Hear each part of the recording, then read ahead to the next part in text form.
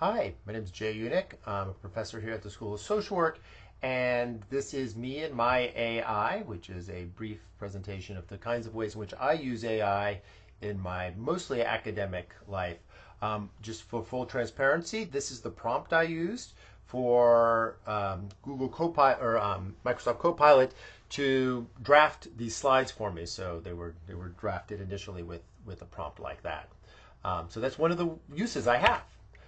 So the first thing I do is start off. First thing I want to do is start off by telling you what AIs I use. I use a number of different AIs, and I use them for different purposes. Sometimes I use them together. Sometimes I use them separately. ChatGPT is my go-to, so that's OpenAI's product. I paid the $20 a month for it. I use it in a variety of aspects in my personal life. So, for example, when my kid and I have a debate about some sports related thing, we can ask the AI. On my vacation coming up this summer, I had it planned the itinerary. So I talk to it all the time about doing that kinds of stuff. A lot of these AIs can then go out and do things for you and find things on the internet for you. And so I use that a lot in my personal life, and that's almost all ChatGPT. But I also use it professionally. So I use their basic large language model, which is O4, and their reasoning model, which is O3. So I use them in a variety of different ways. So 4.0 is what I use when I talk about when I edit text. I'll use 4.0 for that. When I do coding stuff, I use 4.0. But if I wanted to do research for me, I'll use O3. So I think one of the key take-homes for me is that it really depends on what you want to do, to which model you want to use. Different models have different strengths. And so I'm really trying to tailor my use to the particular model. And those are the two OpenAI models that I mostly use. I also use Google Gemini, which again, I pay $20 a month for. That gets me access to a variety of different tools. I usually mostly use 2.5 for coding, and this is sort of my basic coding go-to. There's a program that they have adjacent to the AI, so like you can see the code, it'll edit the code there for you. You can interact with a variety of different things. ChatGPT has a version of this as well, so you can have it interact with some of your coding software. And then I use Notebook LM, which is also a Google product, and is one of the reasons why I switched from Anthropic and Claude to Google recently. Google Copilot, Microsoft Copilot is the product that UMB provides us, so it's free for all UMB users. It's very good. There's nothing wrong with it. It's so I would use that if I didn't pay for the other versions, which I tend to like a little better. I use a version of Google Copilot that I do pay for with RStudio because it's embedded and it does a lot of the coding stuff for me. So that's a coding application that I use, and I'll describe a little bit more detail about the way I use those different things. I used to use Claude, which is an Anthropic product, but I switched it to Gemini. I've already spent enough money on my monthly subscriptions to AIs. But I might switch back to Claude next month. I don't know. I mean, they all have different strengths and they move so quickly. Things are changing weekly, basically, and maybe even sometimes within a week. Like this space is moving really fast, and so I really try to keep up with the products, different versions of it that are tailored to the things that I want. And what I'm going to go through the list of things that I do. So I use it for writing, I use it for coding, I use it for some report generation, and then a few other little things that I do with AI. So the biggest and the first thing that I did is really start using AI and large language models to help me with my writing. My writing's okay. It's not great writing, but it was perfectly fine for the kind of writing that academics do. My grammar's okay, but my syntax is fairly simple. But my spelling is awful, and it took me a long time to edit my thoughts into text that was usable because I would do 4 or 5 edits whenever I was writing a paragraph. And so AI totally transformed this. So now my first step is to just write the text down. I just get the text into Microsoft Word or whatever program I'm using. I copy it and paste it into an AI. There's actually fancier ways to do that now because that's changed in the last couple of weeks. So then I put it into the AI editor. The AI editor, I ask it to do something very specific, like I'm a professor, I'm writing a specific aims page for a grant. Please keep technical language. Please keep the organization as I have it. And what I want you to do is edit for clarity and succinctness. and then it goes and it does all of that stuff. It produces text. I take the text back and then I rework it. So it's now from like 4 or 5 different edits for me. I get down to I write it, I have AI edit it, and then I edit it. And the last edit, the one where I do the final edit, is AI will make errors. It'll believe things about the text that I did not intend. Often it's related to causal inference, like it really wants to make causal statements and I don't want it to make causal statements, so I'll strip a lot of that out. Sometimes it misses some key words that are really important to the context, so I'll put those back in.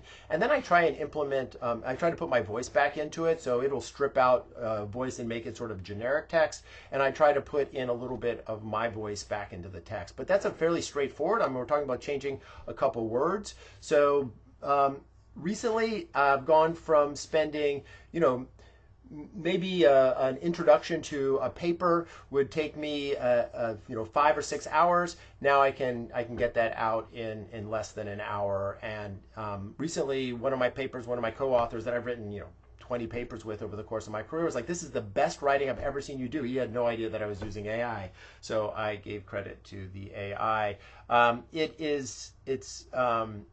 It's really in a very effective way, I think, to write quickly, clearly, and succinctly. You do have to pay attention to it and rework it, and it does want to put those dashes in, which I really hate its use of. So if you go to my AI and you look at sort of the pre-prompt that you can do, where you tell the AI who you are and what you want out of it, I often say, don't put any dashes in my text, because I think that's sort of a dead giveaway for AI. The second thing that I primarily use AI for is coding. And historically, I've been a Stata user. I'm very fluent in Stata. I could write out the code very quickly in Stata, and I could do complicated things with that code. Now it doesn't matter what kind of code I write in. So Stata does certain things well, but it doesn't work so great with large data sets. Sometimes that's SAS or Python. Python does a great job pulling things from the internet. R is a terrible language, and I find it really hard to use and implement anything in R. But now I can use R effortlessly because I just have the AI write all the code. The AI does a really good job of documenting the code, and I've found that in particular, if you're very specific with what you want it to do in doing the code, so step 1, do this, step 2, do this, step 3, do this, it is amazingly effective. And basically, I would say, the bulk of my time in any data analytic project writing the code. That's no longer the case. Now I'm checking the data. I'm making sure that the code is producing the output that I want. And I can do a lot more complicated things really quickly. The last a couple weeks ago, where I guess it was several months ago, where I sort of realized this was going to totally transform my life. I was sitting on my couch talking to my phone, and it wrote this complicated script for this project that I've been putting off because the code was too weighty to write. And it did it while I was watching TV, and it took no time whatsoever. And then the next day I ran the code and it worked perfectly. So this is really transformative. It makes coding, in terms of statistical coding, really effective. And then the other thing that really has changed for me is it doesn't matter which application I use, whether I want to use Python or R or Stata or SAS or whatever, it just doesn't care, because I can, even if I write it in one language, I can have it convert it to another language. So it's just totally transformed my ability to interact with different statistical packages and do a bunch of things that I wouldn't have been able to do otherwise, like grab data sets off the web with Python automatically and stuff like that I really struggled with before. What I've recently been doing more, because again, things change really quickly and these reasoning models have come out and they're really fantastic, is that I use AI for report writing. And the way I do that is, so recently we're writing a grant on crisis services, and so I know a bunch of stuff about crisis literature. I'll tell you another way that I do this using AI in a second. But the first thing I did is I said, all right, I want you to write me a report on all of the changes to Maryland's crisis laws around Medicaid billing and epidemiology of crisis services in Maryland. Include information on the overcrowding in emergency departments and the relationship between behavioral health care and that overcrowding. And I hit go, and it said, give me a few minutes and I'll get back to you with a report. It came back in like 3 minutes with a 4 or 5 page report, including links to all of the state and other sources that it used and to write the report. and now I don't have to do that. That is already something that is done. Again, you have to check the links. You know, AI it's not an intelligence, it's just a word processing entity, but it is amazingly effective at pulling information off the web, organizing it, synthesizing it, turning it into a reasonable structure, and presenting it to you in a way that's really super easy to use. And with the modern stuff that it shows you where the links are, it's really easy to see why it came up to those came to those conclusions and those decisions. And it also allows you to have sort of the further reading that you can do in order to improve your understanding of it. So I found it just remarkable in terms of, in the last several months, it's going to change the way I write grants. It's going to change the way I write papers. I'm going to use this as sort of my first go-to for anything where I want to synthesize large amounts of literature. Now, I don't trust it so much for the academic literature because there are certain things that I want to select out of the academic literature. And for that, I use a product called Notebook LM, which is part of that Google package, the Gemini package that I use. There's a free version of it as well. Notebook LM is just a fantastic tool. It can make podcasts for you out of literature. It can, so I would upload all of the articles that I've collected on the topic of crisis services, for example. And then I can use that as the basis for the large language model. So then I can ask it any question I want to. So please tell me what the best evidence-based practices are for police, social worker, collaborative models in dealing with behavioral health crises. Please provide citations, and also tell me which of the and what are the outcomes that are most positively associated with these services. And then it'll just go to the literature, it'll find it all. Again, this is the literature that I've uploaded to it. It'll go find all of the details, and it'll include links. And then that's my literature section, right? Like that's the section that I'm going to write where I have all of the details. If I have other questions or I have more specific questions, I can ask those questions.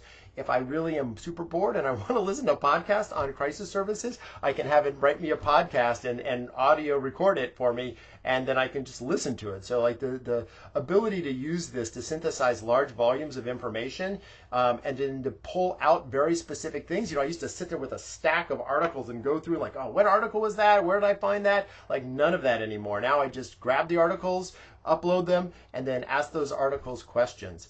So those are the ways that I've been using AI. I'm really excited about the future. There's all of this stuff around AIs being agents and doing stuff that I'm really excited about.